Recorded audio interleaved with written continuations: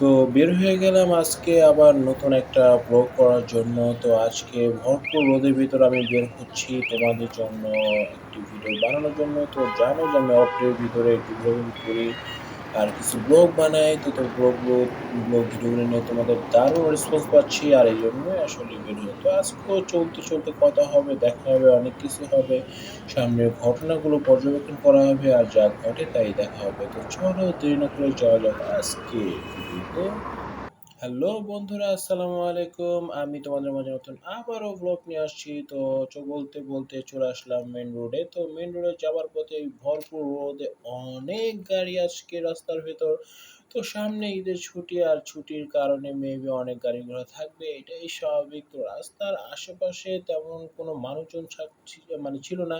তোমরা জানো যে অনেক দিন ধরে বৃষ্টি হচ্ছে না, আর বৃষ্টি না হওয়ার কারণে ভরপুর রোদের ভিতরে মানুষজনের তো মানে আসলে কি বলে যে গরমের ভিতরে অতিষ্ঠ হয়ে যাওয়া ছাড়া আর কিছুই নেই। আসলে আমাদের বাংলাদেশে এই গাছগুলো মানে এত পরিমাণে কাটাকাটি হয়েছে, যার কারণে আসলে এখন গরমটা এত পরিমাণে বেড়ে গেছে যে আসলে বাসা থেকে বের হইলে মানে গরমে আর থাকা যায় না। তো আমি যেহেতু বাইক চালাতেছি, বাতাস তো আমার শরীরে ঠিকই লাগতেছে। তো বাতাস লাগলে কি হবে, যখন মেবি বাইকটা থামাবো তখন বুঝতে পারবো যে মানে দিন কততে হয় আর মাস কততে যায়। ঠিক আছে? সো এত পরিমাণ গরম লাগতেছে, আমি যেহেতু গরম মানে বাইক চালাচ্ছি, তারপর আমি বুঝতে পারতেছি যে রাস্তার এই পিচগুলো এত পরিমাণ গরম হয়ে গেছে। আর গরম হওয়ার কারণে যে বাতাসটা শরীরে এসে লাগতেছে, সেটা মনে হচ্ছে যে ভাত যখন চুলার ভিতর দেওয়া হয়, ফুটন্ত ভাত থেকে একটা ধোঁয়া সৃষ্টি হয়, সেই ধোঁয়াটা যেমন শরীরের ভিতর লাগলে যেমন একটা অনুভূতি হয়, তো ওইরকম একটা অনুভূতি নিয়েই আজকে বাইক চালাচ্ছি। কারণ এতটা গরমের ভিতরে বাইক চালাতে হচ্ছে। কারণ তোমরা জানো যে আমি আসলে একটু ব্লগ করতে পছন্দ করি, আর তোমাদের মাঝে সেই ভিডিওগুলো দিতেও আমি খুব পছন্দ করি মেবি।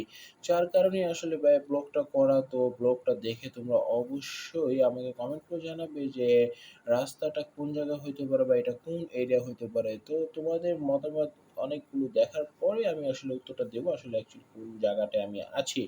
তো অনেকেই আমার মতো এরকম ছুটির দিনে ঘুরতে বের হওয়া, আমার মেবি ঘুরতে খুব ভাল লাগে। আর এই কারণে অফ ডে যখনই থাকে তখনই আমি আসলে বের হয়ে যাই রাস্তায় একটু ঘোরাঘুরির জন্য। কারণ আমি এটা বলছি যে আসলে একটু ঘোরাঘুরি না করলে দীর্ঘ ৬ টা দিন ব্যস্ততার ভিতরে থাকার পর একটা দিন একটু ফ্রেশ মুভমেন্ট বা মাইন্ড নিয়ে রাস্তায় বের হলে খুব ভালোই লাগে। সো এরকম কিছু বিষয় নিয়ে তোমরা যদি তোমাদের মন খারাপ বা কোনো কিছু নিয়ে ভাবতে শুরু করো, সো আমার মতোই তোমরা এরকম বাইক নিয়ে মানে মেন রাস্তায় বের হয়ে যাও উদাস দুপুরে। মনে করো যে কি বলে যে বা কানের ভিতরে একটা হেডফোন লাগিয়ে একটু মৃদু স্বরে আমারও পরানো যাহা চায়, এই গানটা মনে করো যে মৃদু সুরে ছেড়ে তারপর যদি গাড়িটা সুন্দর বা মিডিয়াম একটু গিয়ারে মানে মিডিয়াম একটু মৌসুমে বা যেটাই বলো যে মিডিয়াম ভাবে বাইকটাকে চালিয়ে যদি তোমরা রাইড করো, তো সেই ক্ষেত্রে খুব ভালো একটা মানে অনুভূতি তোমাদের সৃষ্টি হবে। সো এর ভিতরে একটা কথা বলে রাখি যে হেডফোন লাগিয়ে কিন্তু গাড়িগুলো চালানো সম্পূর্ণটাই নিষিদ্ধ, আর এটা তোমরা কখনোই ভুল করবে না। আমি যেটা বললাম যে আমার হেডফোনটা হচ্ছে নয়েজ সমৃদ্ধ, আর আমার হেডফোনটা আমি যখন যে হেডফোনটা ইউজ করি, সো এটা বাইকে উঠলে অবশ্যই আমার সাইডের আওয়াজগুলো আমার কানে আসে। যদি সাইড থেকে আমাকে কেউ সিগন্যাল দেয় সেটা আমি বুঝতে পারি। তো এই কারণে এই ধরনের হেডফোন যদি তোমরা ইউজ করো, সেই ক্ষেত্রে তোমরা হয়তো ইউজ করতে পারো, আদারওয়াইজ এগুলো ক্যান্সেল করলেই বেটার। ঠিক আছে? তো আর বেশি কথা বলবো না, ভিডিওটা অনেক লং হয়ে গেছে।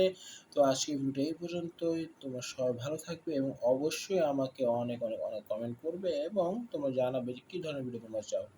আল্লাহ হাফেজ।